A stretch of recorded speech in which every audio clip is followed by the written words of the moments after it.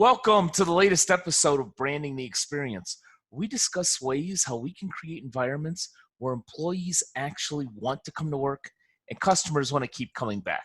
Hi, I'm Ken Bader, your host for Branding the Experience. I'm also your organizational culture and world-class service standards expert here with our latest episode, How to Ruin the Experience. This was an experience that I had recently at a small business. I had to go into a little grocery store and pick up a few things. And as most of you know, and you should know, I support small businesses. I would rather, especially if I'm just running in for 3 or 4 items, I'd much rather use a ma and pa grocer than go to 7-Eleven or an AM/PM or someplace like that. Nothing against 7-Eleven or AM/PM. I shop there too from time to time when I need something. But if there's a little ma and pa grocer, I'd much rather use them.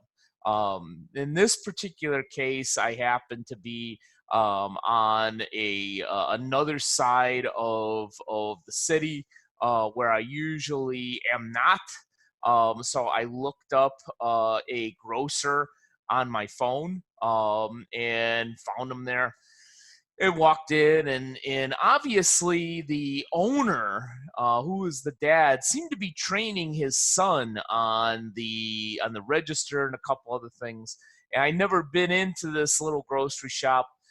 And he was very, very nice at the beginning, but he went above and beyond so much that it actually was an irritant. I think what he was trying to do was show an example for his son.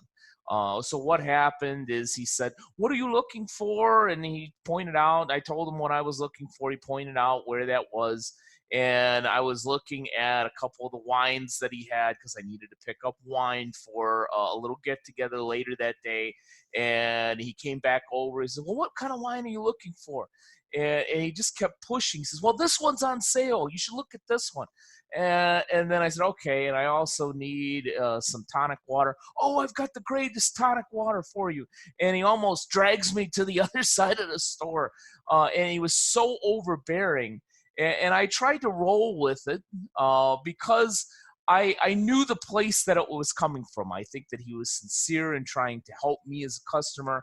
I think he also wanted to show a positive example to his teenage son of how to take care of the customer and how to make them feel welcome.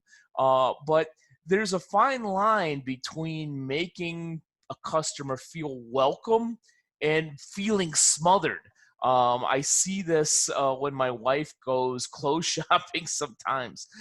She's got a couple of her favorites, and one in particular in our neighborhood. She'll go in and she'll just want to browse and look at a few things, but you'll have 3 or 4 different salespeople come.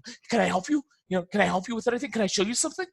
Can you want to try this on? You want to hear about our latest promotion?" Sometimes you just have to let the customer be. Sometimes the experience is to just be able to saunter and look around. And that's kind of the place that I was at this little grocery shop because I went in for 3 or 4 specific things. But it's possible, and this is the way my mind was working, I might have gotten 2 or 3 other items because I was buying them, as I said, for a little get together with some friends at our house. So I might have bought some chips when I wasn't originally going to buy them. I might have gotten some dip. I might have gotten some vegetables. Who in the heck knows? But this gentleman, and granted, I know he meant well. I know he was trying to show a positive example to his son, but was so overbearing. I just wanted to get my items and get the heck out of there. So don't be overbearing, especially to be that focused, because what ended up happening Now, a word from our sponsor, Bader Training and Consulting. BTC is the creator of the B plus C plus S formula. Our clients that implement that formula increase their net income by 124% and grow their business by 17% on average. The best place to start working with Bader Training and Consulting is with our B plus C plus S audit. The service pinpoints issues as well as attributes of your business's unique brand, culture, and strategy. Learn more or sign up for a B plus C plus S audit at www.btcinc.net/BCS-audit. Is I brought all my stuff to the front and he bagged it and took my credit card and so forth. And I walked out of the store with my little bag of stuff, went to my car, was putting it in the trunk. There was some glass bottles that I had bought of different things, so I was separating them so that they wouldn't break on my drive home. And all of a sudden, the owner is waving the receipt and going, "Sir, sir, sir." It's like he kind of calls attention to me in this parking lot with other people around, and says, "You didn't pay for the wine."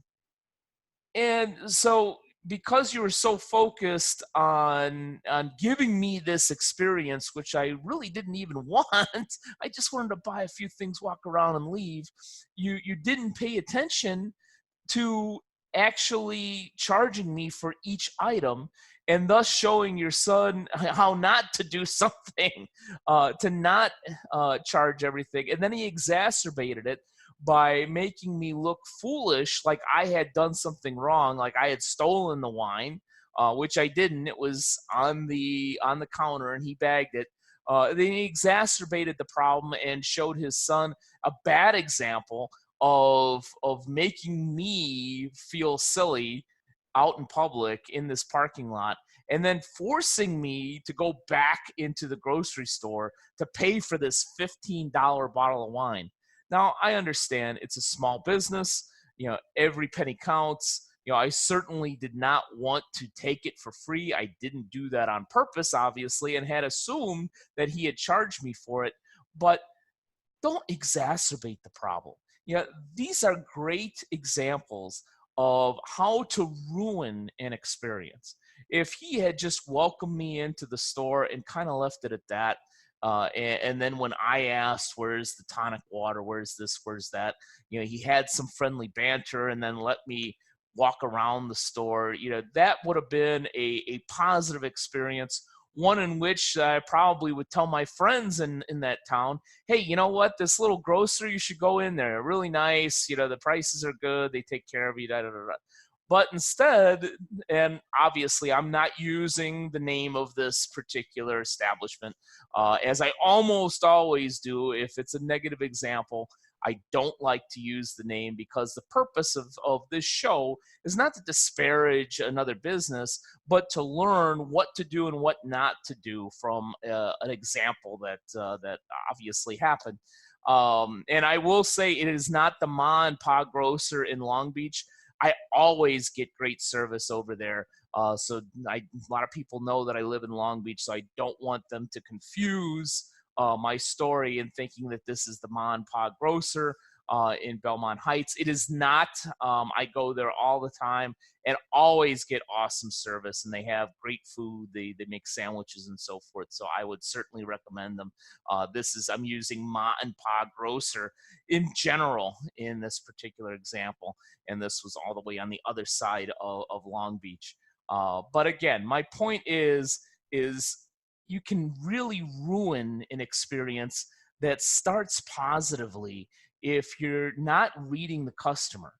Obviously, I kind of was short with him at times. "Okay, thanks," and tried to move along. And instead, he just kind of followed me and creeped me around. Maybe he thought I was going to steal something. And I guess maybe subconsciously I did with the wine, although I went back in and paid for it, even though I wasn't too happy about being almost drugged back into this grocery store, especially because I really wanted to leave.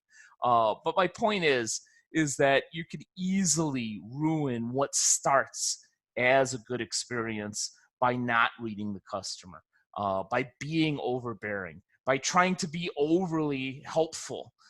So read your customer, especially for all you service-based businesses out there, that are a store, a shop, places of that nature. Allow your customer to be. Certainly be present. Certainly welcome them into your store. That's always a nice touch. But try not to be overbearing, and try not to ruin what could and should be a great branded experience for your customers.